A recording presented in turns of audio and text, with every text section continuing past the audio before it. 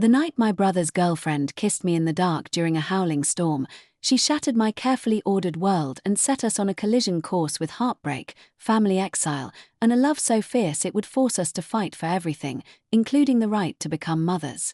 Subscribe now to enjoy more heartfelt lesbian love stories filled with passion, challenges, and hope. The uncharted map of the heart. The silence in our suburban Boston home was never truly silent.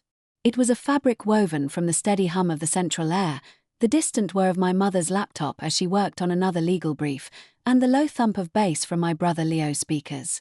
It was a comfortable, predictable silence, one I had navigated for 24 years. I, Ilara, was the anchor, the steady one. The daughter who became a graphic designer working from her childhood bedroom, the one who remembered to take the trash out and who listened to my mother's worries about my father, who had long since sailed away on the sea of his own ambitions, leaving us with a generous alimony and a cavernous emotional void. My mother, Evelyn, was a monument to composure. A family law attorney, she believed in the clean, straight lines of the law, the sanctity of contracts, the orderly progression of life as society dictated it. She found solace in its structure, especially after my father's departure. Her world was one of defined roles: husband, wife, children. She loved Leo and me fiercely, but her love was often expressed through concern for our adherence to the path she believed was correct and safe. Leo, 2 years my senior, was her proudest achievement. Handsome, charismatic, a successful financial analyst dating a woman she openly approved of. Chloe was everything a mother could want for her son. Bright, beautiful, from a good family, with a career in museum curation that sounded impressive at dinner parties. I remember the first time Leo brought her home for a weekend. It was autumn, and the maple tree in our front yard was a blazing inferno of red and orange. Be nice," Leo had whispered, squeezing my shoulder too tightly. "She's a little shy. Just be you, but maybe a quieter version of you." I'd rolled my eyes but complied. For him. For the peace. Chloe was indeed quiet. She had a stillness about her that was unnerving. Her eyes, the color of warm honey, didn't dart around. They observed, they absorbed. She was polite, engaging my mother in talk about a new exhibit, laughing at Leo's jokes with a soft, melodic sound. But throughout dinner, I felt her gaze linger on me. Not with judgment, but with a curious intensity, as if she were trying to decipher a code written in a language only she could see. I attributed it to the novelty of meeting the girlfriend's family. I was just the sister, a side character in their burgeoning romance. That night, a nor'easter blew in unexpectedly, howling around the house and knocking out the power on Leo's side of the house where the guest room was. "It's freezing, and the window is rattling like it's going to jump off the wall," Leo complained, coming downstairs. "Chloe can't sleep in there. Mom, your generator only hooks up to the kitchen and the primary suite." My mother, ever practical, didn't miss a beat. "Ilara's room has the new storm windows. Chloe, darling, would you be terribly offended to bunk with Ilara for the night? Her bed is a double. It's either that or the couch, and I won't hear of it." Chloe's eyes met mine across the flickering candlelight. A faint pink blush colored her cheeks. "I don't want to be a bother." "It's no bother," I said, the words coming out a little too quickly. "Really? I don't bite." I offered a smile, hoping to dissolve the sudden, strange tension. An hour later, we were side by side in my dark bedroom, the only light coming from the occasional flash of lightning. The storm was a living thing, raging outside. The air between us in the bed was charged, thick with the unspoken. "I like your room," Chloe whispered into the darkness. Her voice was closer than I expected. "Thanks. It's a time capsule. High school trophies and all." She shifted, turning onto her side to face me. I could just make out the pale oval of her face. "It feels like you. Creative. Ordered, but with hidden depths." I turned to face her, my heart doing a funny little skip. "You got all that from my bookshelf and my Wacom tablet." "I'm a curator. It's my job to read the stories behind the objects." She was silent for a moment. "Leo talks about you all the time. He adores you." "The feeling is mutual," I said, the familiar sibling loyalty surfacing. "He's a good guy." "He is," she agreed, but her voice lacked conviction. It was flat, factual. Another bolt of lightning illuminated the room, and in that split second, I saw her expression. It wasn't the placid, polite mask from dinner. It was raw, open, and filled with a profound sadness that struck me right in the chest. "Are you okay?" The question left my lips before I could stop it. She didn't answer immediately. The thunder rumbled, long and low. "I don't love him," she whispered. The words so quiet they were almost swallowed by the storm. The confession hung in the air, shocking in its bluntness. I didn't know what to say. This was my brother's girlfriend, the woman he saw a future with, confessing her lack of love to me, in my bed, in the middle of a hurricane. "Chloe, you shouldn't." "I know," she interrupted, her voice trembling. "I know I shouldn't say it. I shouldn't feel it. He's perfect. Your mother is perfect. This life is perfect. It's a map already drawn, and I just have to follow the lines. So why does it feel like I'm suffocating?" I reached out in the dark, my hand finding her arm. Her skin was soft and cool. "You can't force it." "What if the map is wrong?" she asked, her voice cracking. "What if my heart has its own geography?" Her words resonated in a place deep within me I rarely acknowledged. The place that wondered why my own relationships with men had felt like performing a play, why their touch, while pleasant, never set my world on fire. I had always assumed I was just pragmatic, focused on my career. Now, listening to Chloe, a new, terrifying possibility began to whisper in the dark. "Then you have to draw your own," I said, my thumb moving in a small, unconscious circle on her skin. She didn't pull away. Instead, she moved closer. I could feel the warmth of her body, smell the faint scent of her lavender shampoo. My breath caught in my throat. This was wrong. This was my brother's girlfriend. But in the anarchic darkness of the storm, with the world outside falling apart, the rules of our daylight world seemed to dissolve. She shifted again, and her face was impossibly close. I could feel her breath on my lips. "Ilara," she breathed, my name a prayer on her lips. And then she kissed me. It wasn't aggressive or demanding. It was a question. A soft, tentative press of her lips against mine, filled with a yearning so profound it shattered every defense I had. It was like the first gasp of air after a lifetime of holding my breath. Every cell in my body, every nerve ending I didn't even know existed, lit up. My mind screamed in protest, but my heart, my treacherous, soaring heart, answered for me. I kissed her back.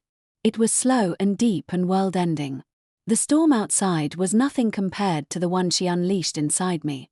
My hands came up to cradle her face, my fingers tangling in her silken hair.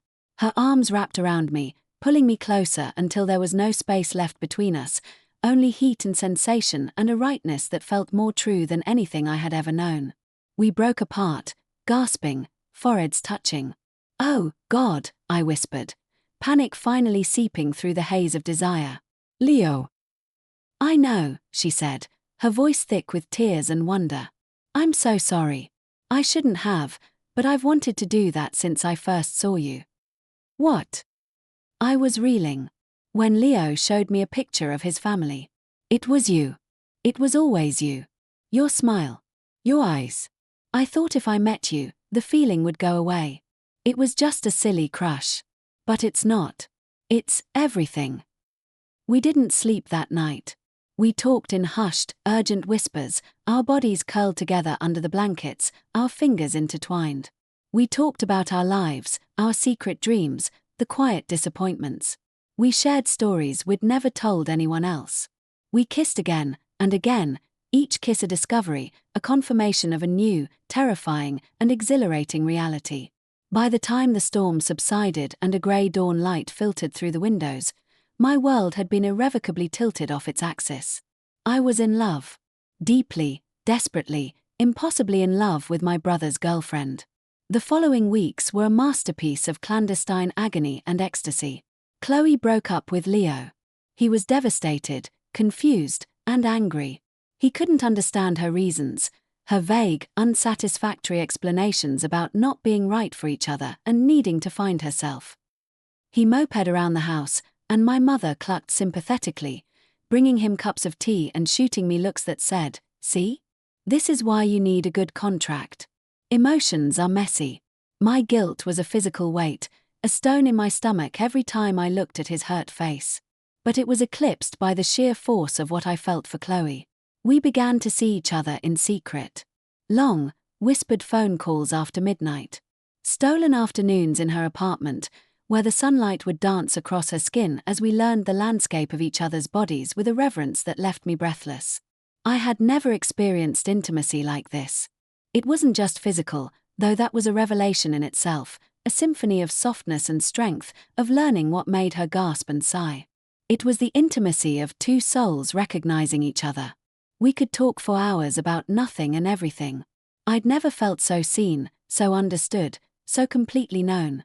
"We have to tell him," I said one evening, curled against her on her couch. "We can't keep doing this. The lies are killing me." She looked terrified. "He'll hate us. Your mother, what will she think?" "I don't know," I admitted, my heart clenching. "But this is real, Chloe. What we have is real. And we deserve to live it in the light." We chose a Sunday dinner. The atmosphere was already strained. Leo was still sullen, picking at his food. My mother was making forced, cheerful conversation about a new case. I took a deep breath, my hand finding Chloe's under the table. Her fingers were ice cold. I gave them a squeeze. "Mom, Leo, we have something to tell you." My voice was steadier than I felt. Leo looked up, his eyes narrowing as he saw our joined hands on the tabletop. The color drained from his face. "What is this?" he asked, his voice dangerously low. "Leo. Chloe and we're together," I said, the words feeling both monumental and entirely inadequate. The silence that followed was absolute. My mother's fork clattered onto her plate. "Together," Leo repeated, standing up so suddenly his chair screeched back. "What does that mean? Together? Ilara, what the hell are you talking about?" "We're in love," Chloe said, her voice small but clear. The look on Leo's face was one of pure, unadulterated betrayal. It was a look I will never forget, a wound I inflicted that I know will never fully heal. "In love," he spat the words. "With my girlfriend. My sister. You've been, what? Lying to me this whole time? Laughing at me behind my back?" "It wasn't like that," I pleaded, tears springing to my eyes. "It just happened. We didn't plan it." "Get out," he whispered, his voice shaking with rage. He was looking at me, but the words were for both of us. "Get out of this house. I don't ever want to see you again. Either of you." "Leo, please," my mother began, her face a mask of shock and confusion. "Let's all just calm down and talk about this." "Talk about what, Mom?" he yelled, turning on her. "Talk about how my sister is a lying, backstabbing lesbian who stole my girlfriend. Is that the kind of case you handle?" The word lesbian hung in the air, ugly and weaponized. My mother flinched. "Leo, that's enough," she said, her attorney voice finally cutting through. "No, it's not. It's not nearly enough." He grabbed his car keys from the bowl on the sideboard. "I'm leaving. And if she's here when I get back, I'm gone for good." The door slammed shut, the sound echoing through the house like a gunshot.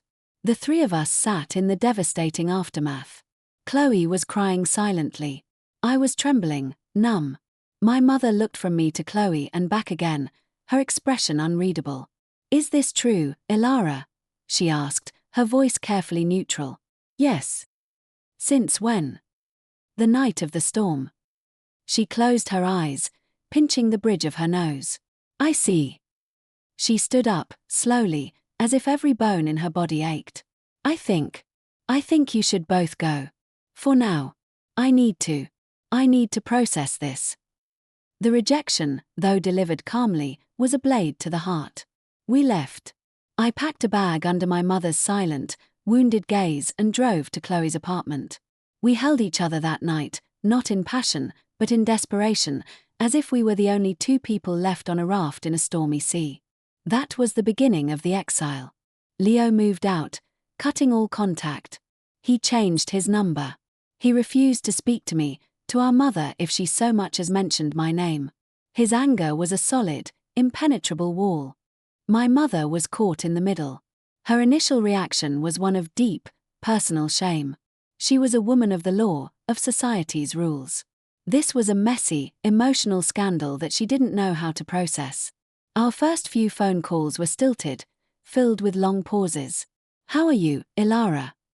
"I'm okay, Mom. How are you?" "I'm managing. Work is busy." Another pause. "And Chloe?" "She's good." "I see." She couldn't say her name. It was a ghost between us. She loved me, I never doubted that, but she loved the idea of me she had in her head more.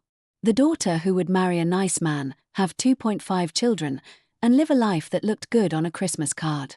This, a same-sex relationship born out of familial betrayal, was not in her plan. It didn't fit her legal, orderly world. But my mother's love, though conditional in its expectations, was deep. And she missed me. Slowly, tentatively, she began to reach out. She'd ask me to lunch. Just the two of us. She'd ask about my work, my health, carefully avoiding the elephant in the room. The turning point came about 6 months later. Chloe had a bad case of the flu, running a high fever. I was worried sick, running between the pharmacy and our apartment, trying to keep her hydrated and comfortable. My mother called, and hearing the stress in my voice, she demanded to know what was wrong. "It's Chloe," I said, my voice breaking with exhaustion and worry. "She's really sick, Mom." There was a silence on the other end. Then, "Give me your address. I'm coming over." An hour later, she was at our door, holding a bag from a pharmacy and a container of her famous chicken soup. She moved through our small apartment with her usual efficiency, but her actions were gentle. She felt Chloe's forehead, clucked her tongue, and got her to take some medicine. She straightened the blankets and made tea. She watched me, watched the way I hovered, the way my hand constantly found Chloe's, the naked worry and love on my face. I think she saw, for the first time, that this wasn't a rebellion or a phase. This was real, deep, committed love. The kind of love she had always wanted for me. As she was leaving, she paused at the door. She looked at me, really looked at me, her eyes soft. "You take good care of her, Ilara," she said softly. "That's what you do when you love someone." It was the first acknowledgement. The first crack in the dam. After that, everything changed. She started including Chloe in her invitations. She'd ask about her work, her family. She began to see us, not as a problem to be solved, but as a couple she was growing to love. When we decided to get married, 2 years after that fateful stormy night, it was my mother who helped us navigate the complex legal landscape. She used her skills not to build a wall, but to build a foundation for us. She became our fiercest advocate. The wedding was small, just a few close friends and my mother in a beautiful garden. There was a glaring, painful absence where my brother should have been. But my mother stood by my side, giving me away. She hugged Chloe tightly afterwards and whispered, "Welcome to the family, officially." She had finally redrawn her map to include us. The next natural step for us was a child. We dreamed of a baby, of a little person who would be a product of our love. But the path to motherhood for a lesbian couple is a bureaucratic and emotional obstacle course. The first challenge was sperm donation. The options were overwhelming and crushingly expensive. Private donors through banks involved thousands of dollars for just a few vials, with no guarantee of success. Known donors brought a host of legal complexities my mother, the attorney, immediately flagged. "You need a contract that is ironclad," she said one evening over dinner at our place. "Parental rights, financial obligations, future involvement, it all has to be stipulated. If you use a known donor, he could, theoretically, later sue for custody or visitation. The law in some states is still murky." We looked into sperm banks. The catalogues felt dystopian, men reduced to lists of attributes: height, IQ, ethnicity, hair color. It felt cold, impersonal, and deeply unromantic. How could we choose the biological father of our child from a spreadsheet? We were stuck. The dream felt like it was slipping away, mired in legal paperwork and financial impossibility. The emotional toll was heavy. Every month that passed was a reminder of what we couldn't easily have. One night, after another frustrating discussion, my mother came over. She saw our defeated faces. "What is it?" she asked. It's so hard, Mom," I cried, the frustration finally overflowing. "It's so expensive and so clinical and so unfair. Why is it so easy for everyone else?" She listened, her hand rubbing comforting circles on my back. She was quiet for a long time, thinking. Then she said, "Let me look into something." My mother, Evelyn Hayes, a woman who believed in the clean lines of the law, spent the next month researching the messiest, most emotional process imaginable. She talked to colleagues in reproductive law. She investigated cryobanks. She crunched numbers. And then she presented us with a solution. I found a cryobank in California that has an excellent reputation and a more humane process. They have extensive medical and genetic history, and some donors write personal essays. She slid a brochure across the table. "And," she said, her voice catching slightly, "I want to help. I want to pay for it. For the first 6 rounds of IUI." We were speechless. The cost was astronomical. "Mom, we can't let you do that," Chloe said, her eyes wide. "You're not letting me," my mother said firmly, her lawyer voice returning. "I'm choosing to. You are my daughters. This is my grandchild. This is what family does. They help each other build their families." Tears streamed down my face. It was the most profound act of love and acceptance I had ever received. She wasn't just tolerating our marriage. She was actively investing in its future, in its growth. She was using her power, her resources, and her knowledge to clear the path for us. The process was still difficult. The hormone shots made Chloe emotional and bloated. The 2-week wait after each insemination was a special kind of torture, filled with hope and dread. The first 2 rounds failed. The negative pregnancy test was a little death each time. My mother was there through it all. She brought over meals, sent flowers, and listened to us cry. She never said, "Maybe it's not meant to be." She said, "We'll try again. We'll figure this out."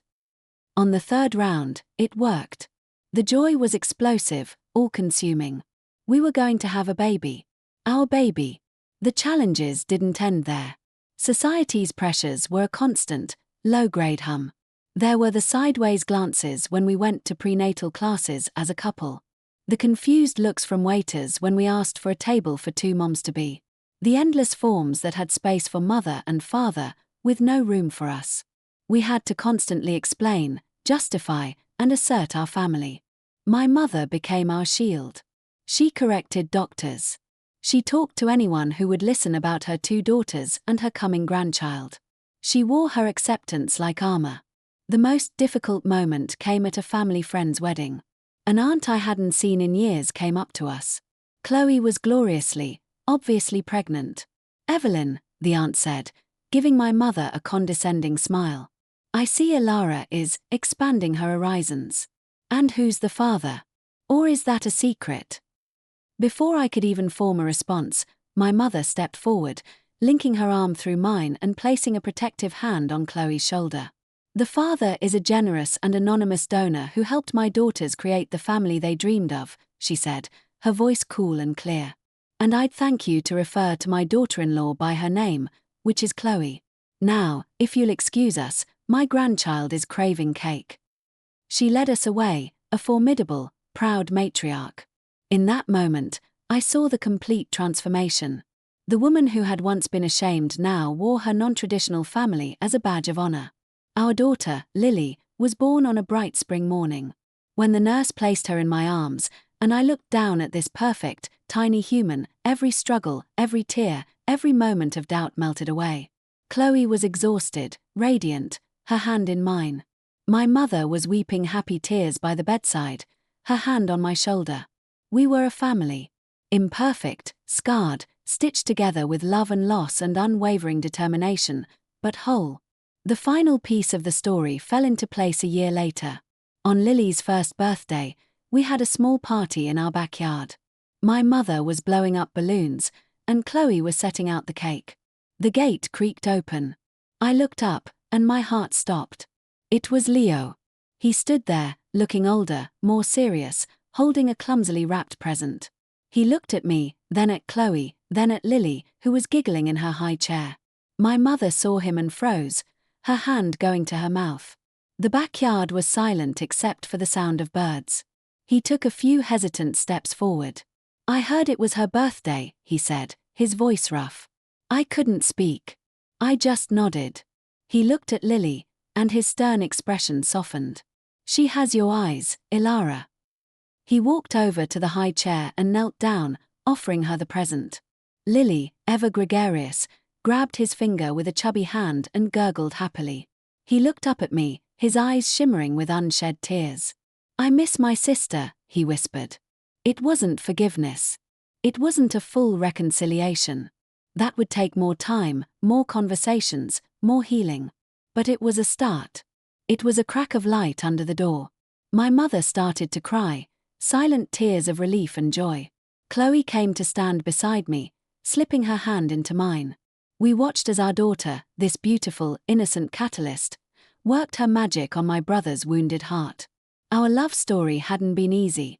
It was born in a storm of betrayal, weathered the harsh winds of societal prejudice, and was nurtured into strength by the most unlikely of supporters.